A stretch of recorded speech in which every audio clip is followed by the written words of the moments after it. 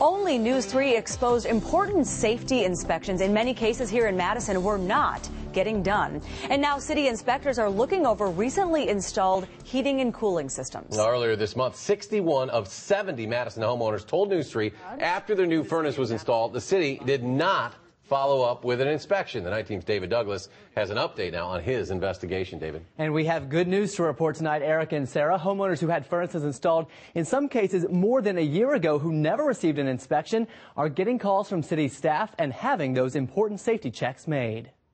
If the story wouldn't have aired, I don't think they would have come out. The furnace in Steve Bruns' Northside home is running well. The piping was installed too close to the vent that is on top of the water heater. But a City of Madison inspection did find violations just days after Bruns appeared in our story saying he was never contacted by an inspector. Came from right here and went straight up here, so they had to move him back. The problems were minor, and his contractor came back to fix them for free. But, nonetheless, they did find something wrong. Per city ordinance, contractors must contact the city to say the work is complete.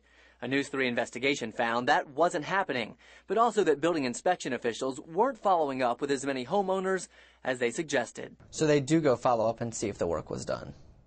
On a lot of them, yes.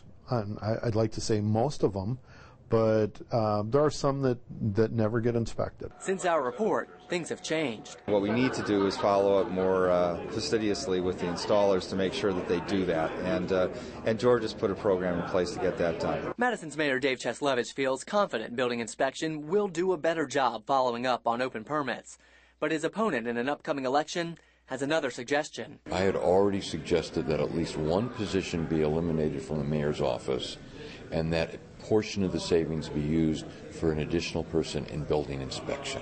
Paul Soglin feels the department is understaffed, and homeowners agree if they don't have the resources to get the job done, they should. If they find something that was wrongly installed, they're the people that can have it corrected, and it could end up, saving somebody's life.